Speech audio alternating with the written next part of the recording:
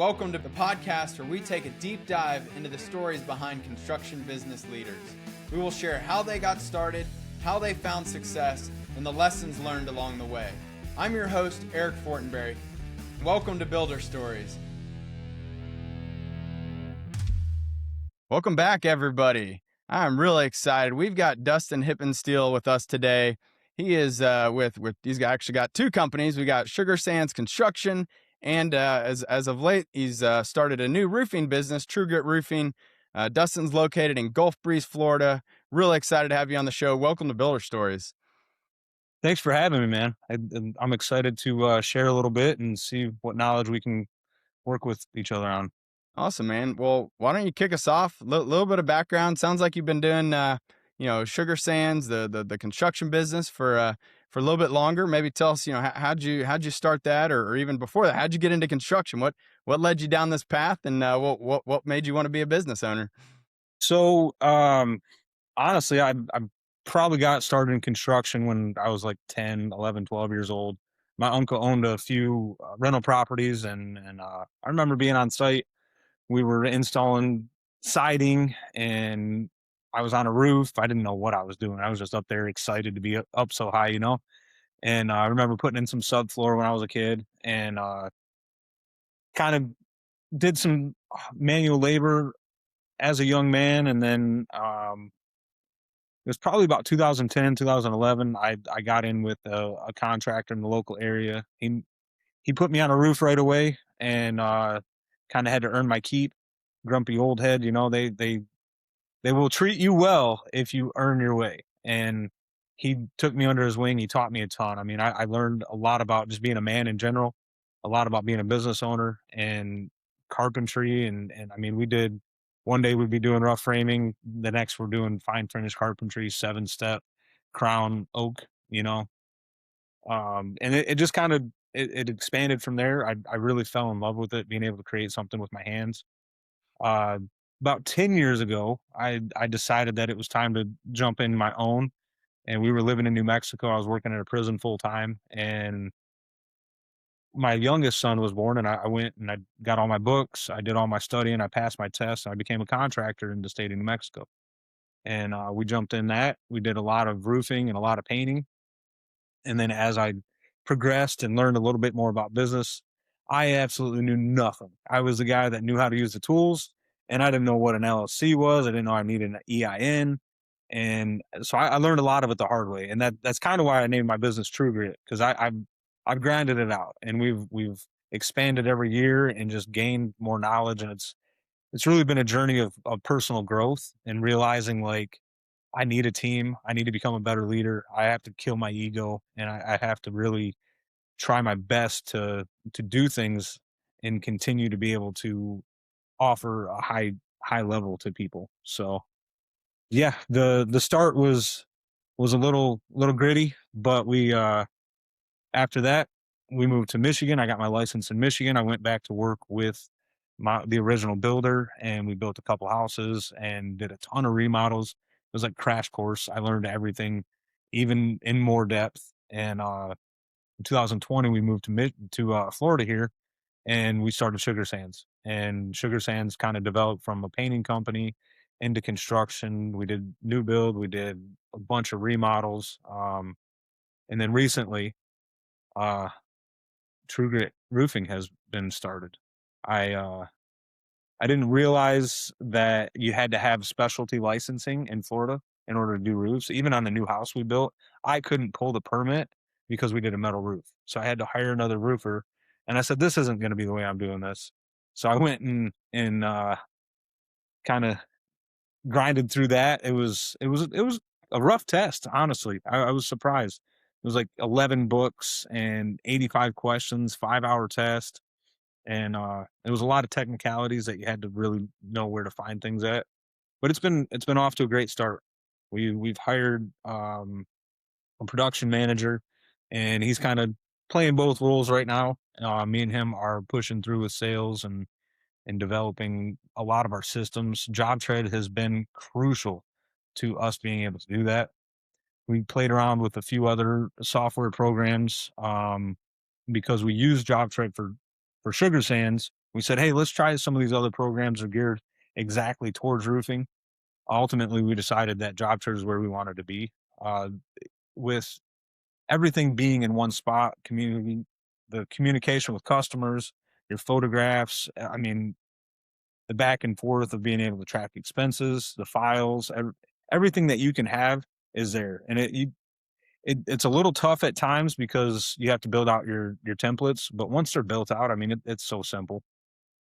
Yeah, that's awesome, man. It's pretty cool that you had the experience on the construction side using job tread, but then you wanted to kind of go explore because I know there's a lot of solutions that are specific to to various niches like roofing, and love hearing though. Ultimately, you found your way back for the roofing business as well, so super cool.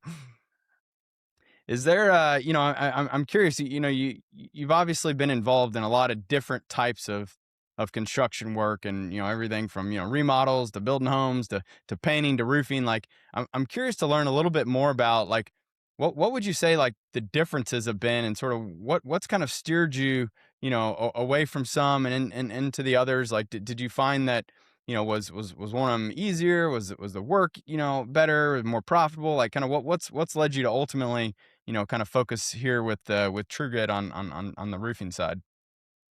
That's a great question, man. It's definitely been a journey. So coming up through the tools, I kind of started out building some decks and fencing, and then as it expanded, I was building pole barns and we were doing additions, and I was constantly the problem. I was doing everything. I was drawing the plans. I was submitting all the permitting. I was doing all the material orders, deliveries, all the sales. I was on site working, and I burned myself out. And that's why Sugar Sands Painting started, is we were very profitable every time we did a painting job. And it was less on me. I could find painters everywhere. I mean, they're a dime a dozen. A good painter is not a dime a dozen, but they're out there, and that you can make a lot of money if you niche down. And that's ultimately what drove us back into roofing. Is we've always done well when we did roofs. I'm pretty knowledgeable. I by no means am I the roof guru, but I've been on a lot of roofs. I've installed a lot of roofs with my own hands, and I understand a lot of the systems that are involved. So I think that is kind of just over time evolved where we're at today. Yeah, it's good feedback for those out there that are listening. That again, I know when you're starting out, you kind of just got to get a lot of seeds out there, see what lands, what sticks, what grows for you. But would you say that like you would advise others that like it's important to really find your niche and then go all in on that versus trying to keep being everything to everyone and doing every type of job? Because I mean, the work's there, the opportunities are there, but the question is that is that best for your business and for your teams? Yeah, I think if you can find the niche that you want to work in, the niche that you want to work in, that you are ultimately going to have the freedom you're seeking as an entrepreneur. You're not going to be taking everything on. It's okay to say no to customers. It's okay to say, "Hey, I don't want to do that," or "We're not the best fit for that." That those have really freed me up because before, I mean, I had a few referrals from the builder I worked with, and I felt really obligated to not say no because I was so grateful for the opportunity. And I got myself into some projects that I didn't make money on. It was very enjoyable. It was really cool to see that the customers super happy, but I didn't know how to price certain things, and you maybe you got the material right, but now you're 10 hours in on a 2-hour job, and you just kind of got to eat it. But it's it's something where if you continue down that path, you're not going to be successful. So you gotta learn the hard lessons. You got to be okay with telling people no. You got to realize like, hey, you can't do it all, and that's okay. If you want to do it all, you're going to go a lot slower, and you're going to have a lot harder of a road to learn on. Yeah, Uh, I mean, it seems like it's figuring out the material. I mean, that's often just a calculation based on some measurement data, things like that. But like, would you say like, figuring out the hours and being able to estimate that, is that was that the harder part that often led you guys to struggle to hit that profit margin that you wanted? yeah, Yeah, I mean, coming from the tools, I was like, yeah, everybody's going to work hard. Everybody's going to show up. They're going to be their best every day, and that's how I would calculate like this pole barn should take X amount of time. Well, I didn't have the guys for a long time. We didn't have the system. We didn't have the actual like quality of the team actually in place. So we'd get on site and sometimes they didn't know what to do and it'd be a teaching moment. So now you've got things drawing out or you've got to go and do it yourself and they sit around and because you're at a point where the step has to be done. And that definitely made it difficult. I'd say it was an adventure that I don't want to explore again. So wait, you're saying that your guys don't work as hard as you, even though they're not the owner? Right? That was a tough lesson for me to learn. I'm like, hey, like I did all this. You know, I was at a point I was grateful working with that builder and I went above and beyond. So I kind of expected that when I started hiring people. And once I realized like I didn't really have much to offer outside of like an hourly wage also, you know, that's part of building a business. If you really want people to work hard and show up and have a good attitude, you have to really focus on building the business and creating the opportunity that's going to matter to them also. Yeah, 100%, man.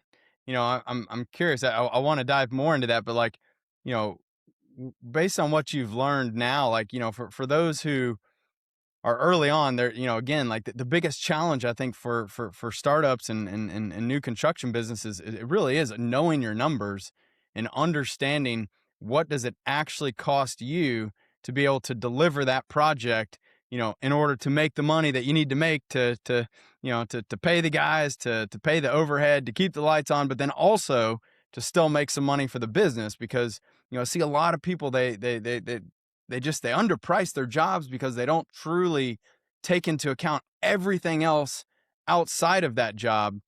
How have you sort of adapted, your process and how you estimate these jobs to make sure that you're going to make the money that you need to make on each job? I think one of the biggest factors has been expense tracking. We hired a VA a few years back and she's been amazing. Like she tracks all the receipts. She works with our bookkeeper to make sure like job costing is actually in place.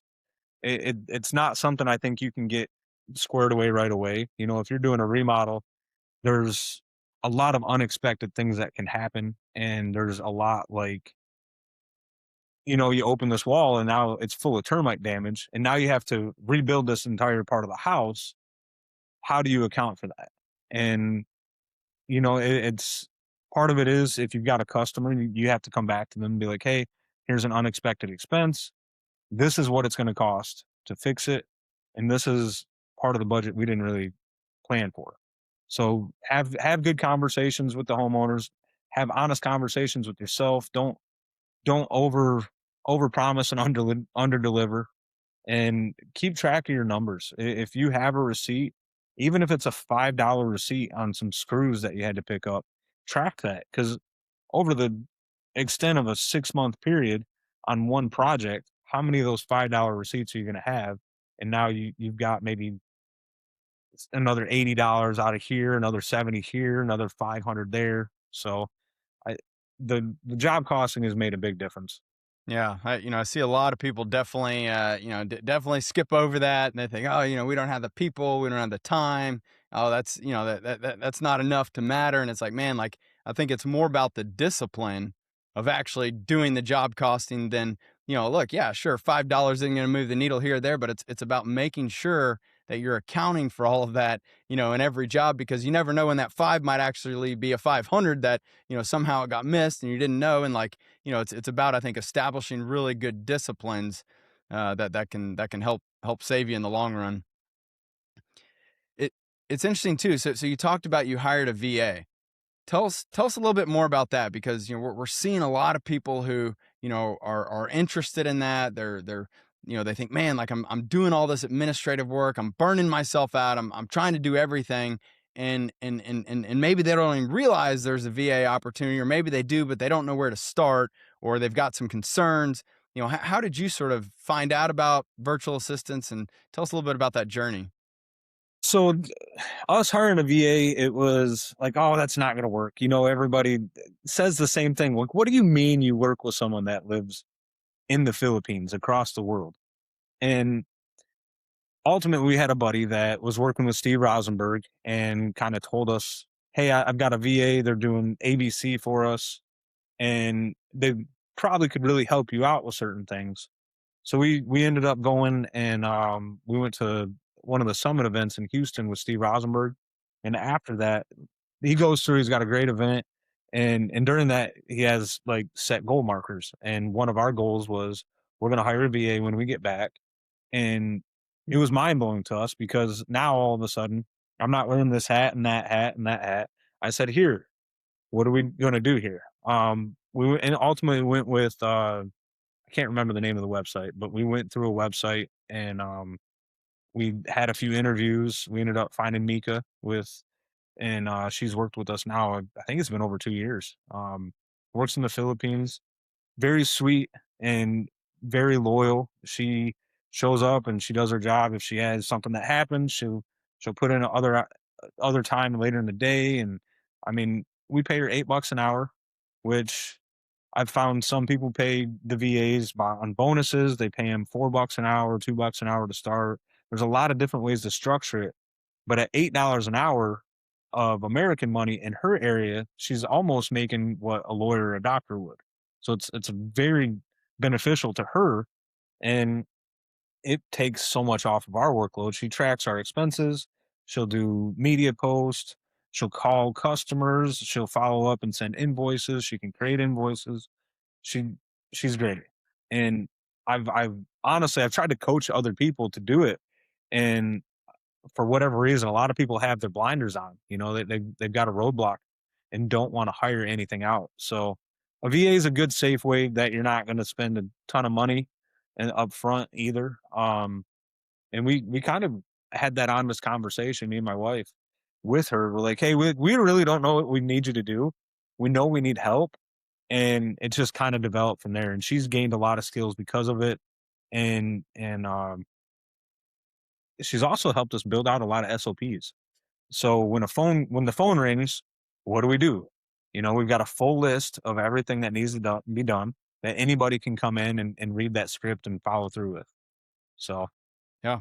Now that we were also at that event with Steve Rosenberg. It was Mach 5. Awesome event. They did a really great job. But I think just like you, it's being kind of shown that hey, like there is a better way, and there's other ways that you can get the again those fundamental blocking and tackling done without having to spend all of that overtime and spending your nights and your weekends and time away from the family. Like doing that administrative work. I mean, it needs to get done one way or another. But man, it's there's such a better way. And if you can find a good VA, which I know Steve and their team they help source them and help kind of make that match. But once you find that person, and even if you hire someone, they're not a great fit, then you got to find someone else. Like eventually, you will find that right person for your business who ultimately, like even though they are across the world, they feel like they're on your team. Like they get it. They learn you. They know you. They're there for you. They're dependable.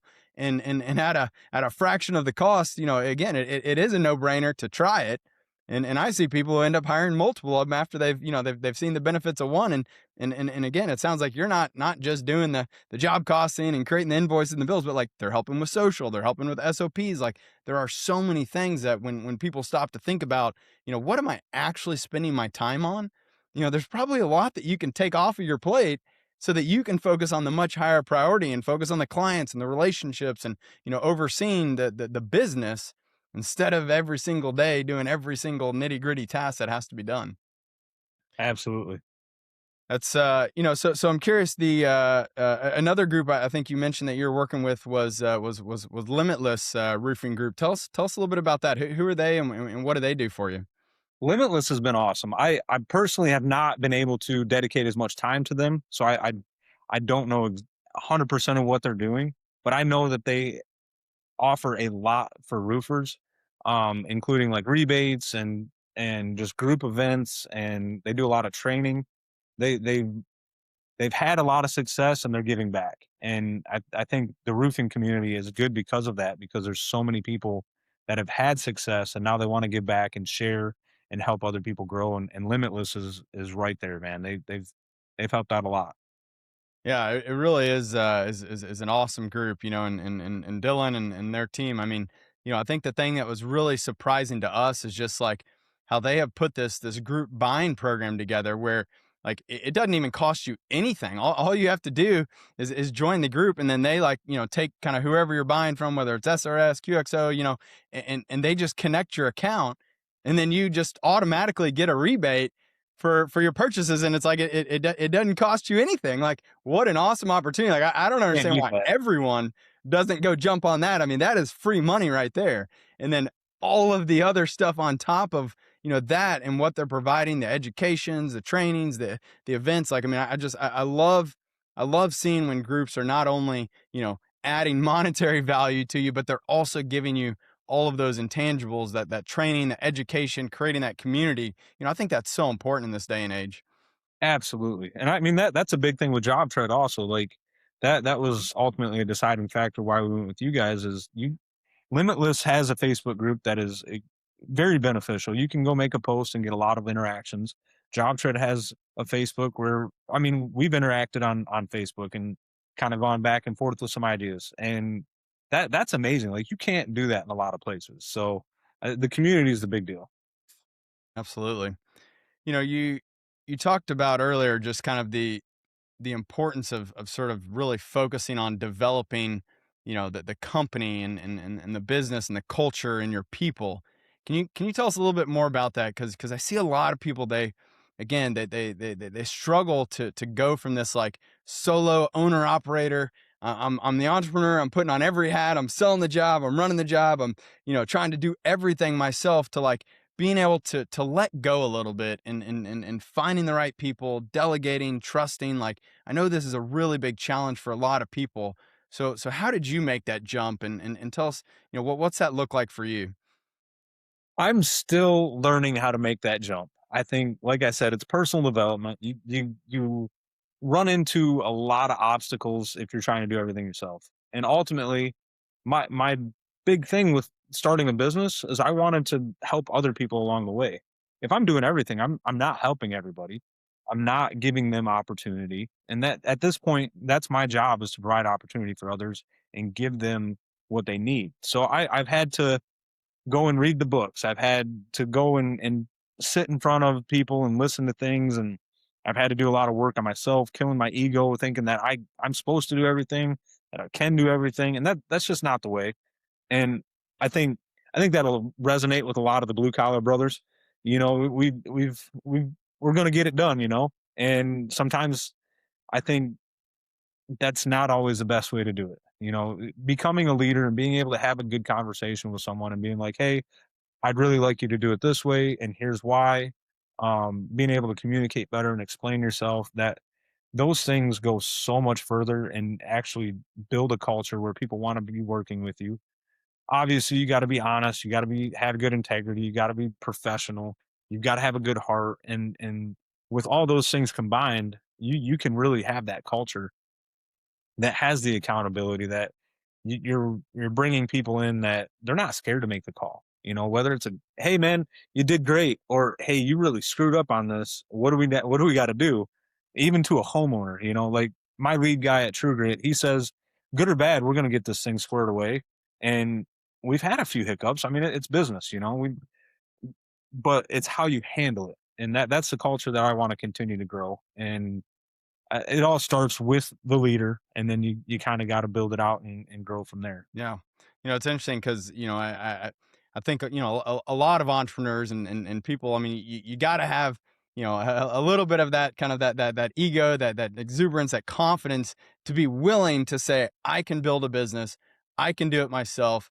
I'm going to go out there and I'm going to, you know, put my name on the line, you know, but it's, you know, that can also start to hinder you, you know, if you can't, you know, kind of be able to set that down and say, man, like, it's no longer just about me. It's about building something greater than me. It's about the brand. It's about the culture, the company. And when, and, you know, I see a lot of people who they struggle to kind of keep the ego in check and to to even be able to sort of put it away and say, man, like, okay, it's not just me anymore, like how did you kind of go through that? Because I know it's not easy. Again, we're we're all entrepreneurs here. We're all like, just want to drive and believe that we can do it better than everyone else, and that's why we started this thing in the first place. But like, again, like that's a short term, our backs against the wall, we're fighting to survive. But like, once you get over that hump, now you got to have this transition. I think a lot of people struggle to really make that transition, and just like you said, it's a personal development thing. It's a mindset thing. Did you work with mentors or coaches, or who helped you kind of learn that? I I became a student of everything. I reached out to people and had conversations that I normally just wouldn't have. I talked to people that were in much better places than me with their business. I hired a few coaches along the years. I've really tried to continue to push forward. I think a big thing that I had a buddy tell me the other day, what got you here will not get you there. And yeah, I 100% think that the grind and the ego and just the knuckle dragging that gets things going is important, and you have to have that to persevere through the beginning. But it's not going to get you to build the $1 million business to 10 million, the $20 million business. You're not going to get there with that same mindset of having to do everything and working all them extra hours. Sometimes the extra hours you're just busy and you're not even productive. You're getting nowhere, and you gotta recognize those things. Yeah. So, hiring coaches, networking with others. I mean, I think these are all great, great moves. I definitely see people, when they think about hiring a coach, like, I don't need a coach. Like that's too expensive, or what do they, they don't understand my business. They don't know what I'm going through. Like, was that something that you struggled with as well? Yeah. I've not been able to find too many coaches that I honestly respect. So that's a tough thing that you have to it's like hiring our VA or hiring our production or hiring labor on the job site. There's no different from finding a coach. They have to be a good fit. You have to align with morals, and you have to understand like maybe they're not a great coach, but they've got great marketing, you know? Um, it's it's one of those things where if you find the wrong person, it's okay to cut ties and move on. And don't think that that is the end of it either. Like, oh, I tried that and it didn't work. I think a lot of us in the trades are, well, I did it once and that's it. I'll never do it again. And that's a terrible mentality to have. It, you didn't get where you're at by not trying new things. So I Absolutely. think that's been really helpful is like sometimes it's been detrimental also because I'm like, well, what do we got to do? What do we got to do? Who's got the answer? Um, or where can I find the answer? And then sometimes like I've already figured it out. I just haven't given myself the space to allow that to like make sense. Yeah. No, I tell people all the time. I mean, just really with finding, any partner, whether it's a coach, it's a marketing agency or bookkeeper, whatever it may be, like it's so important that you take the time to get to know them. You're interviewing them, just like any other employee or trade or whatever. Like, you got to make sure that they align with you and that that's somebody who you want to work with. And then I think it's also about having very clear expectations, like, what is going to be the cadence of our meetings? Like, how are we going to define success? What are the deliverables? Like, how will we, monitor and make sure that this is working? And if it's not, what are our options here? Like, how are we going to be able to, to say, hey, look, this isn't working, let's part ways. But I think it's about making sure, up front you do your due diligence, and don't just hire the first person that comes along. Go and talk to a couple of them. Join their communities. Watch their content, their kind of whatever their specialty is. Like, really dig in a little bit and learn and understand. Check the reviews, talk to references, like other people that have worked with them, and then it's about making sure, like, is this somebody that you want to work with and that you trust and that you can be open with. And I think when people take that time, to really find those right partners for the business, it can make a huge difference. It really does. It's one of the coaches that I have been following and had a few conversations with is a Bob Turner. And he worked with Steve for a while too, but he's very genuine. And we had a conversation with me starting True Grit and trying to figure out what to do with Sugar Sands and realizing like I can't do it all. Okay, if I'm gonna do something, I've got to kind of make a choice. And he said he said very simple. Every coach that I've talked to that has just they've got a way of simplifying things, right? And he told me, he said, you're an entrepreneur. You've been a contractor for 10 years. Your worst case scenario, if roofing doesn't work out, you go back to being a contractor and you trim out a few houses and continue to make money and do your thing.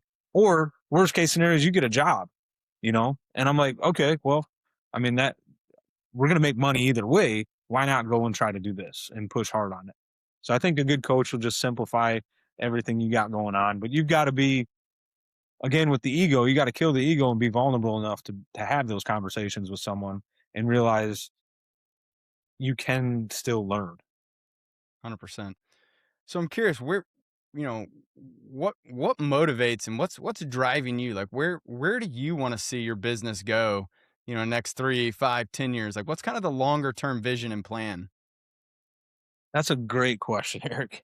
I've continued to have this adjust and develop over the years. When I first started my roofing, the construction company, it was because I wanted something more for my sons. I have 3 boys, and they were the heart and soul why this started. And if I didn't learn how to work with my hands, I would not have an opportunity to do other things. I I worked in a prison, and that's a terrible place. Whether you work there or you have to live there, it's a terrible place to be. And I wanted more. So that has continued to develop. And now my sons are getting older, and I've ran some businesses. I've done well with certain things and not so well with other things. And I've realized that I want to build a team. I want to provide more opportunity. One of the coolest things I ever did when I first started, I had some young guys in New Mexico. It was one of my last projects. We did a 30 square roof and we painted the inside and did flooring and just got this house ready to rent. And it was one of my first times giving anybody like a paycheck at the end of the week. I'm like, man, this is pretty cool. Like, because of my decisions and my work, now I provided work for someone else, and now they can go live their life, and they have the opportunity to do things with the money they've earned. That was a whole different mindset for me, and really I have not changed from there. I like providing opportunity for other people. With the roofing company, I mean, if we hire the right salespeople, we've got the right training in place, we have the right culture. I mean, a roofing salesperson, storm or not, I mean, they can make 6 up to 7 figures depending on how good they are and how well they develop themselves. So now with my sons getting a little older, I've tried to incentivize them. They've got a business. They're the mailbox boys.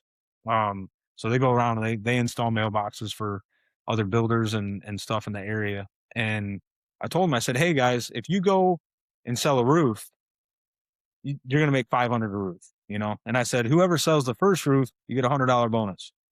And not that they're gonna be on roofs. I mean, they're still young. But it just kind of planting that seed and giving that opportunity to them.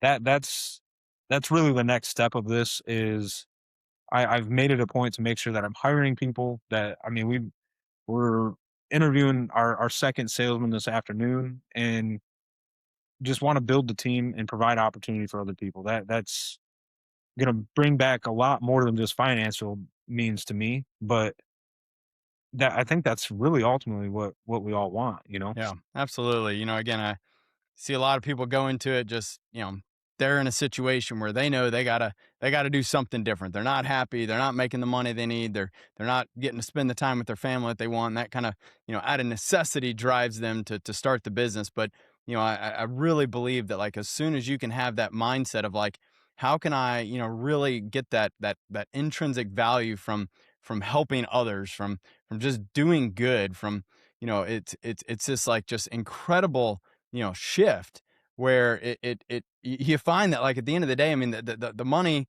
the money's going to continue to come. But when you really focus on adding as much value and helping as many other people, whether it's your clients, whether it's your employees, your trades, like whoever it is, like, that giving, it just seems like the universe, like the more that you give and that you try to help others and do good, like the more that just comes back to you. It's such an interesting, thing that happens. But like, I think it also helps you sort of see the bigger picture and to really put things into perspective in life.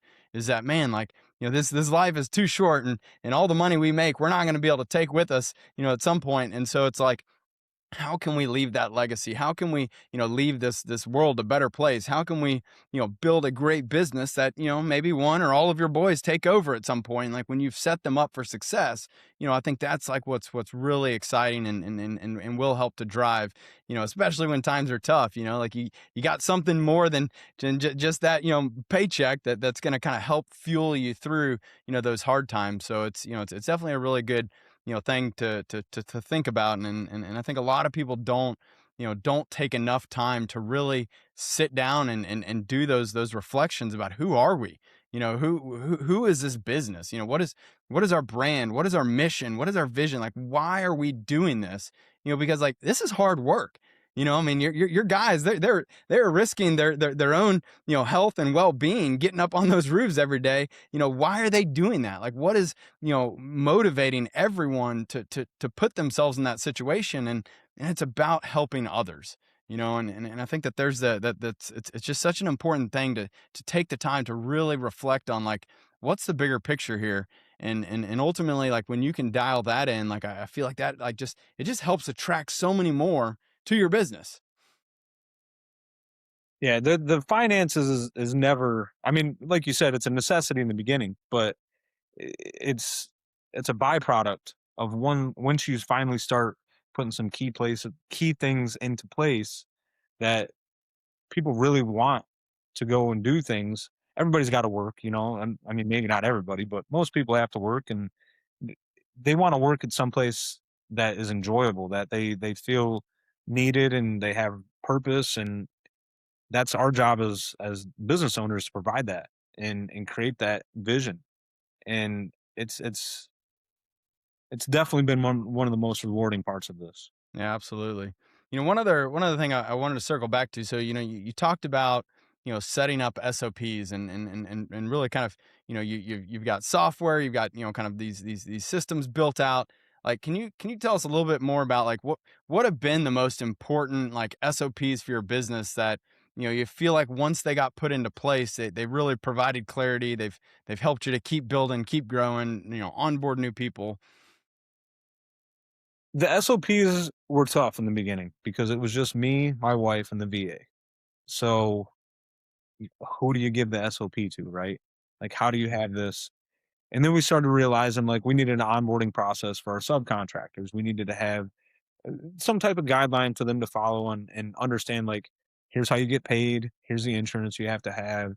Um, and then all the way to phone calls. If I was going to stop taking phone calls, well, how do I take what's in my head and put it on paper so that everybody can kind of have a similar conversation, but still, I mean, you got to get your name, phone number, address, what type of project, what are you looking to do, things like that. So the SOPs really helped simplify a lot of that. I think one of the most important SOPs we have is call intake, lead intake. We really focus on customer experience. We we want to make sure that the customer is happy with us, even if they don't go with us, that we've provided some type of value. We've educated them on some level. Um, so the SOPs that are revolving around any customer interaction, in my opinion, has probably been one of the best ones that we've created.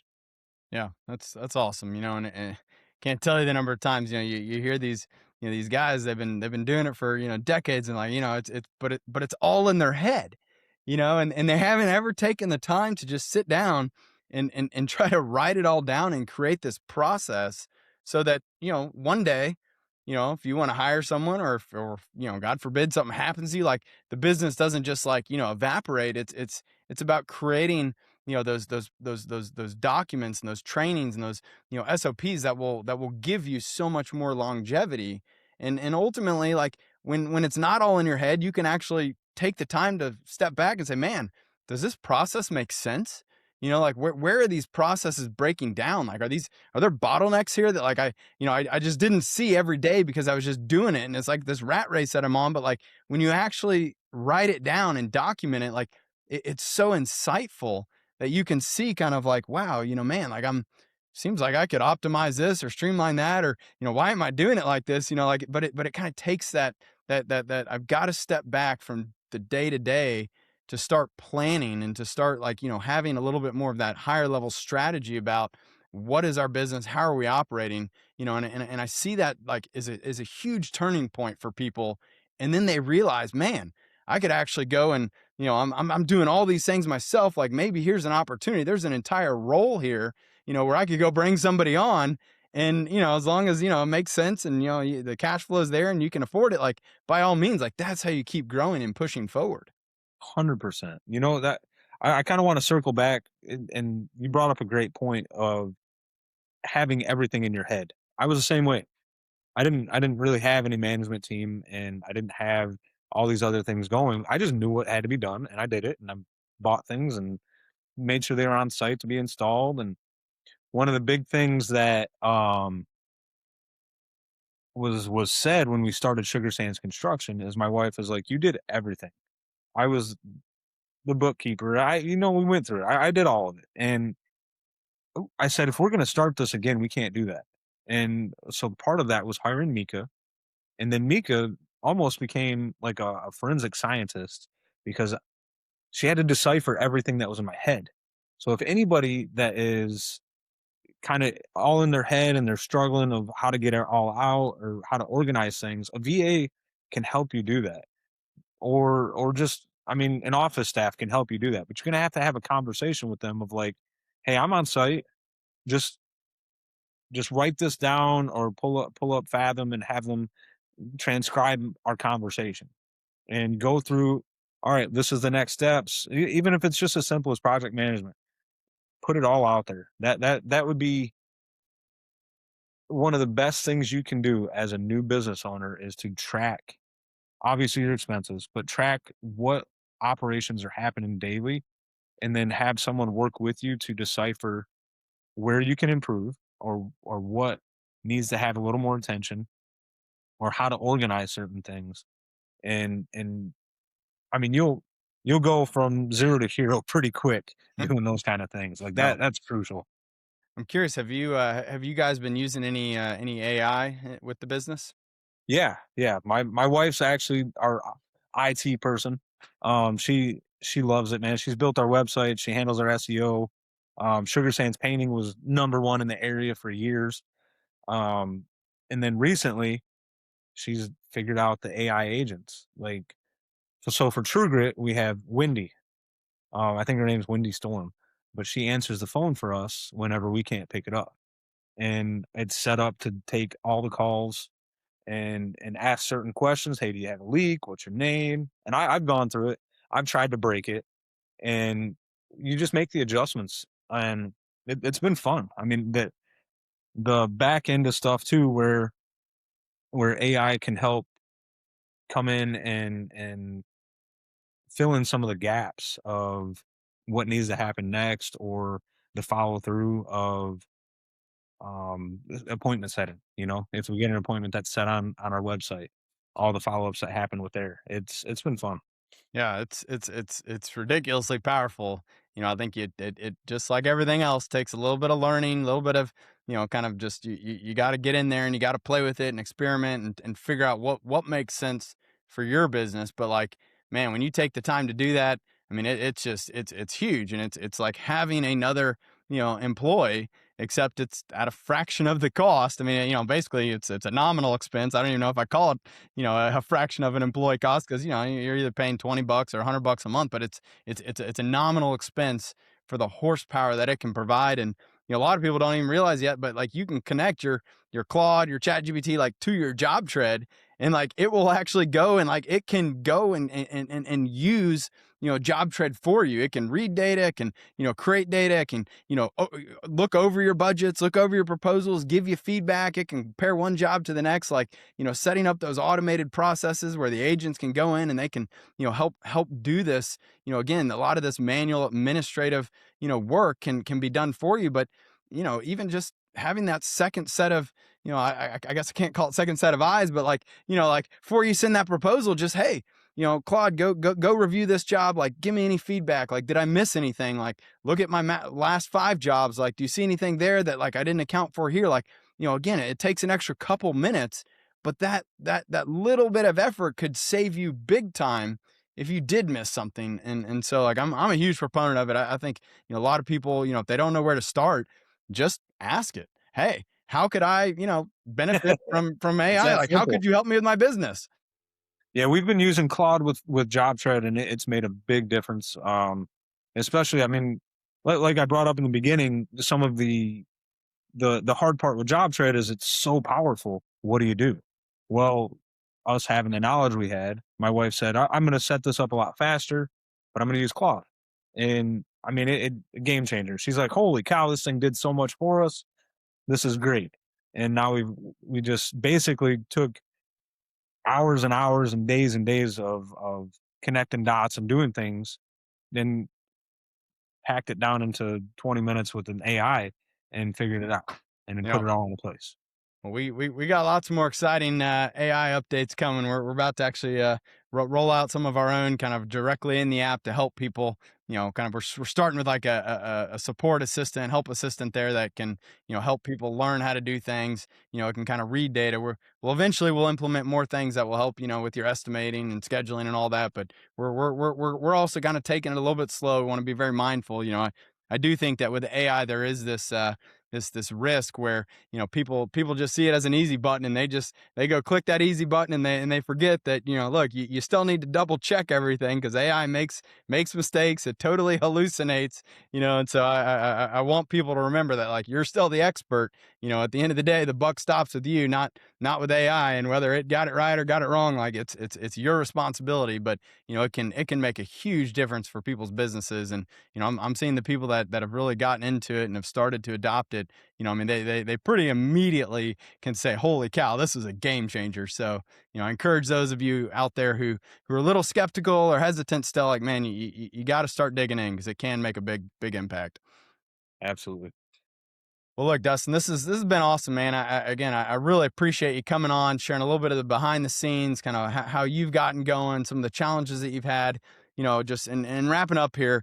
I'd love to know, if you think back about what you've learned, over the course of your career, like, what advice would you give, others who let's say that they're getting started or just started their business, but maybe they're earlier on, they're struggling. Like, what do you wish you would have known? Day one that you now know that you think might help someone else? I think there's a lot to unpack there. But if we're gonna try to compress it, I mean, the big thing I would leave with anybody that's starting out is be a good student. Be a good student of anyone and everyone and learn how to decipher and really work through a lot of that information. There's a lot of ways that you can make $1 million. You got to figure out which works best for you, and that's not going to happen overnight. So stick with it, keep grinding, and understand that you have now jumped into a group of people that they want to see you win. Also, I consider entrepreneurship. We all have our own islands, and networking just builds the bridges to each other. And I've not met very many entrepreneurs that are not willing to share and are excited, like, "Hey, man, this will work. This is what you got to do." They've got some motivation. They've got some sad stories, things happen, and it's all part of it. So whatever story that you're following within yourself as you're starting out, make sure you stick with it and just don't quit. 100%, man. Great advice. Again, really appreciate you coming on, sharing this story. I hope that it helps others out there. You've obviously learned a lot along the way. but you're doing a great job building great businesses. Like, I can't wait to see what the future holds for you, because I know, when you focus on the right things and you've got the right, mindset to continue to grow yourself, to grow your team, to be able to deliver great value and help others. Like, I think those are the keys to success. And I see you making all the right moves. So really excited to see what the future holds for you. Appreciate you coming on. Keep up the great work, man. Absolutely. I appreciate the invite, man. And I've got a lot of good things I could say about you as well, and what you're doing with the job trade team. So keep it up. We're here for it. Awesome. Appreciate it. Have a good one, Dustin. Take care, man. Thanks for joining us for this episode of Builder Stories. We hope you enjoyed the conversation and gained valuable insights that can help you in your journey along the way. Don't forget to subscribe to the show and leave us a review. And as always, if you or someone you know has a story to share, please contact us at builderstories.com. We'd love to hear from you. I'm Eric Fortenberry, and remember, every builder has a unique story. Keep building yours.